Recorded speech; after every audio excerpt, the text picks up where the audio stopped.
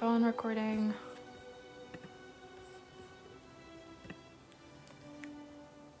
Okay, ready? Oh, wait. Okay, so that was The Clouds of Sils Maria by Olivier Assayas, which I may be butchering, but yeah, the story is about an actress and her assistant up in the Swiss mountains, and we see them practicing lines from a play, to put it very simply. But Jaleh, what did you think? I didn't love it, to be honest. Okay. Well, I'll say what I did like first, because I don't want to just make it seem like I'm going in really hard. I thought it was really good to see a film that was about ego and kind of self-perception and your career and what made you famous, and it be focused on women, not men, because a huge part of it is that Juliette Binoche's character, Maria, played this younger character in the play that you mentioned, and that made her famous, and that was the start of her really good career, and now she's like a successful actress, and now she's asked to play the older woman who in the play seems that the power dynamics are quite toxic and abusive, I thought, between the younger character and the older character. So before she played the powerful younger character, and now she's playing the older, slightly more insecure character, and that feeds into her own perception of her career and her status as a famous person and everything. So I thought that was interesting, because normally you see that narrative about men feeling insecure that they're not at the top of their game anymore and stuff like that. So I thought that was interesting. Yeah, that's the thing. Good start. And then and I also thought the kind of slightly meta stuff with Kristen Stewart, because she's like saying all this stuff about there's a character, Joanne, who's a young starlet who's like 19 and has just made it into the big time, and the paparazzi are following her everywhere, and she's a bit of a Lindsay Lohan character, and you know, like assaulting police officers and things like this and getting into trouble. So I thought that was interesting, because Kristen Stewart's character delivers all this commentary on being young and famous, which is like, I see what you're doing, because like you're young and famous.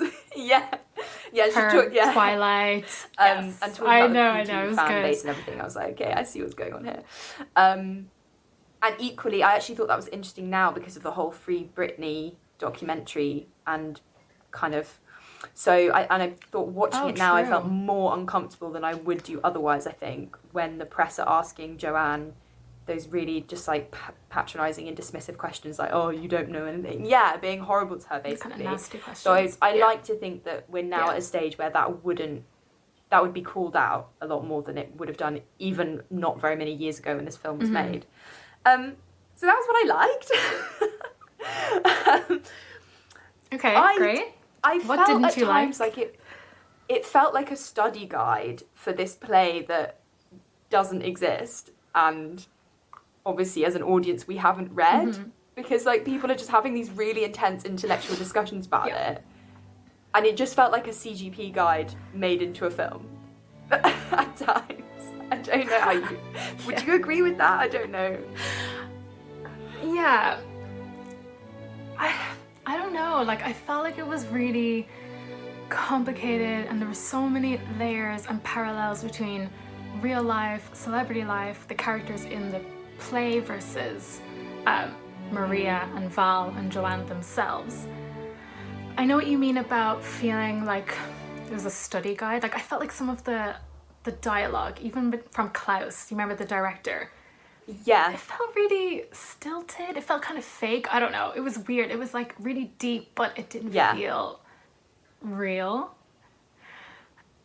And then the lines from the play felt more real than the actual dialogue in the movie. So you kind of saw the lines blurred when they were rehearsing the lines, and you couldn't tell if they had finished reading the script and had switched back to real life, or if they were still reading from the play. So I thought it was interesting that the play felt more real than kind of everything around it, even with that young director at the very end. Yeah. He was kind of talking nonsense about his new character. I don't know, that was a whole other thing as well. But I know, I kind of get what you mean about some parts just feeling a bit, what's the word? I don't know. not fake, but just Yeah, I think stilted is a really not good that way of putting it. convincing. And I completely agree. I think what you're saying about the dialogue seemed Yeah. more realistic when it was written in the play than the quotes real dialogue. Because I thought that about the acting as Yeah. well. I thought when they were acting in the play, I believed them more than when they were supposedly just being themselves. Like, also, the Juliette Binoche's character had this laugh that was like, it just seemed so just... Yeah. It was so like maniacal. and It was so, I don't know. Yeah, it was great, but it was a seemed really to come great out of laugh. nowhere in a but- way that if someone had Yeah. like told an actress just like, okay, laugh now, they would just like do that. So as a cue, it's, as opposed to Cue, like genuinely how someone would laugh. That's a really specific and weird example, but yeah, that whole thing. Yeah, and I think, I don't know if you agree, but Kristen Stewart's character felt maybe the most real. Like, she would kind of fight back against Juliette's character. I keep forgetting their actual names in the movie. She would kind of fight back, try to convince her of her points and how Joanne is actually a really great actress and she's not what she seems in like TV and interviews. But even Kristen Stewart's character, I don't even know what I'm saying, but I don't know, I felt like their clashes like just went nowhere. Like, it actually got confusing after a while. Like, I understood that they were on different ends of the spectrum. Juliette's character was a bit bitter and very like, oh, I've done that before in my youth, I've done that, she's not good at this, and she's very like modern classic actress, and you see her try to come to terms with it, and she asks Kristen's character, Val, what can I do so that you admire me as an actress? Like, that side of things is quite interesting, but I felt like their clashes and their arguments just kind of, they weren't overworked, but it was like, okay. Yeah, they never went anywhere. Like the yeah, they never went anywhere. Thing? I don't know. Yeah, I mean, maybe they weren't supposed to be resolved, and that's why Val kind of just disappears off this mountain of South Korea, which was like jarring. Yeah, no, but... I completely agree as well. Yeah, and I think actually that's a really good point, because that's making me like dig deeper into why I found it quite unsatisfying. And I think part of it is because Val's opinions I disagreed with. When she says that thing where she says something like cruelty is like cool and suffering is boring. That might be paraphrasing. Oh, and I was watching that and I I was like, vaguely remember what you're sake, saying. like, Yeah, I really don't, like, as a young woman, my opinions, I don't want to be represented by that kind of standpoint. But given that her opinions seemed like so ridiculous to me, and even seemed ridiculous to her at times, like she scoffs sometimes after she says something that's just like ridiculous, Juliette Binoche's character doesn't provide enough like hit back, as you're saying, doesn't provide a convincing alternative. She like laughs at her when they're in the bar, and she does her maniacal laugh. She finds it ridiculous, but she doesn't say like, actually there are all these good things about maturing and having more experience and feeling more comfortable in yourself, and instead she's just overwhelmed by that. And that's what I felt really was unsatisfying, because that's falling into the cliche of like middle-aged women are just kind of sad and unfulfilled, which I just don't believe. Actually, yeah, that's actually really true, because Val, I don't know, their dynamic reminded me of like a young person trying to convince their grandmother that like TikTok is super relevant and that there's still good music that exists these days. You know how you have that argument where you're like, no, the current music is good, or like older people say like they don't make it like they did in the past. I felt like it was that kind of argument, and neither person like provided a strong argument. Like Val was really just felt quite like teenage and just appreciative of like everything. I don't know. And then Maria felt just like a bitter older lady who hasn't gotten over the fact that she's aging and she might be falling behind in the acting industry, and she really hasn't like come to terms with maybe roles that have opened up for her because of her age, versus she just really wanted to be Sigrid and pretend she was like 20 years old. But she actually knows that she's moved on from that. She even says, okay, when I played Sigrid, I was just young and I approached it in a different way than I would now. But even though she says that, she doesn't seem to actually find any comfort in it or bestow any wisdom. She's just still resistant to the very end. And I think it was interesting that she's quite strong throughout it and a bit brash with her opinions. But then at the very end, when she asks Joanne to pause for a second before she delivers her lines, she's like, oh, I did this when I was Sigrid. Yeah. And suddenly she's meek.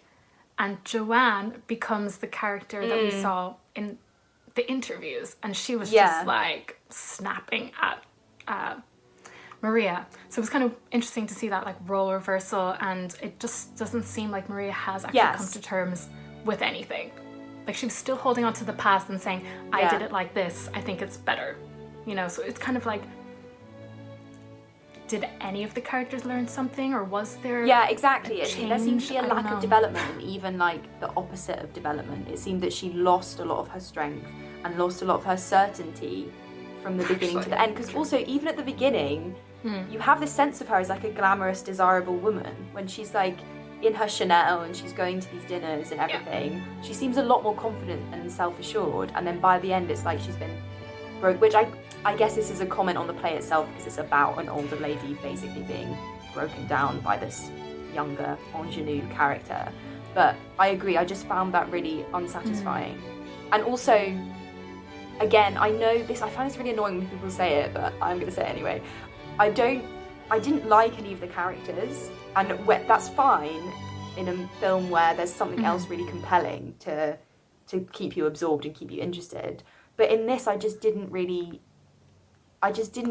care about them enough. And there was... Do you think it was like a case of not relating to any of them, or was it more you kind of didn't like how they were depicted? Like you mentioned, you know, a middle-aged lady, and you don't really believe in what she kind of stood for or how she acted. And then I kind of didn't feel like I related to Val's character, who kind of just...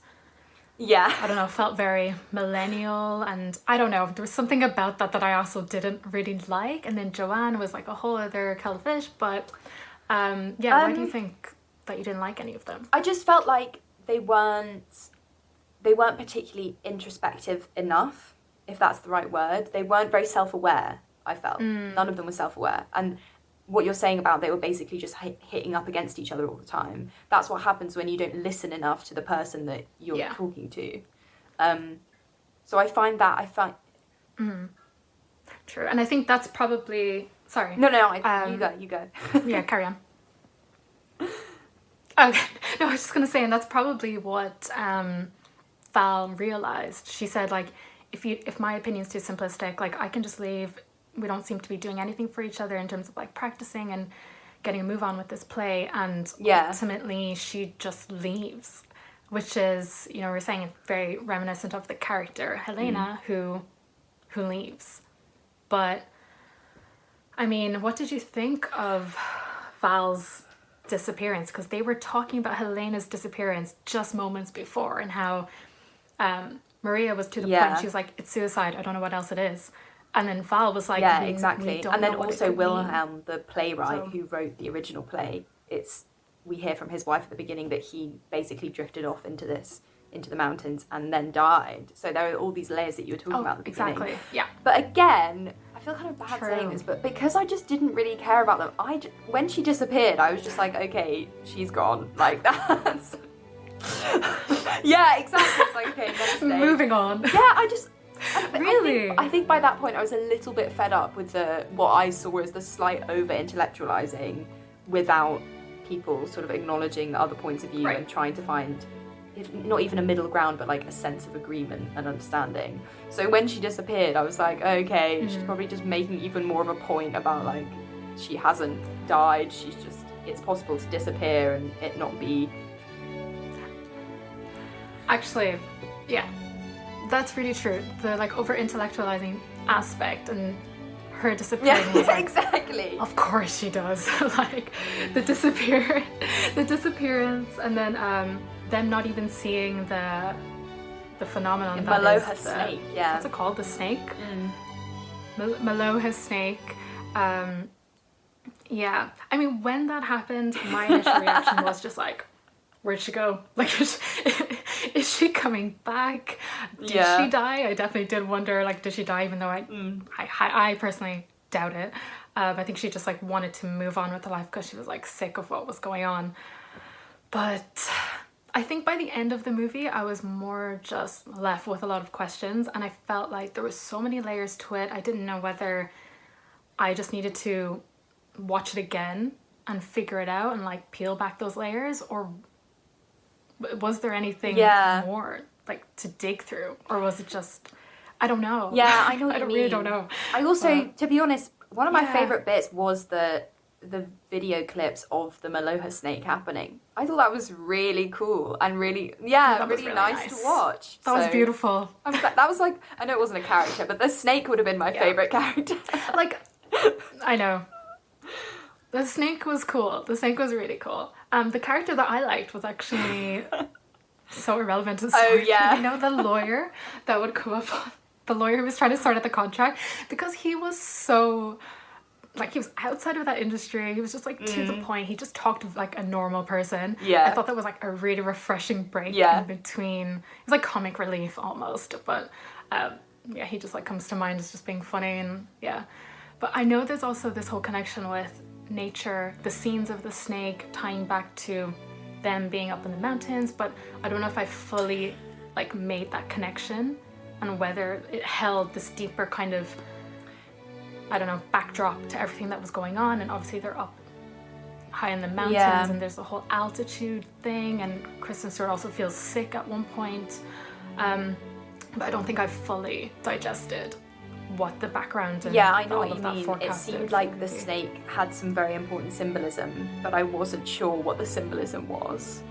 And it also, exactly, like normally weather and that type of stuff can like forebode, and you know it's like a device, it's like a technique, but I but beyond that, beyond the vague sense of together. foreboding, and you know it's a harbinger of terrible weather and all of this, and just and also very briefly, when in that scene where Kristen Stewart's character is throwing up, I had a wave of annoyance that none of her clothes seemed to fit her properly. That also really annoyed me.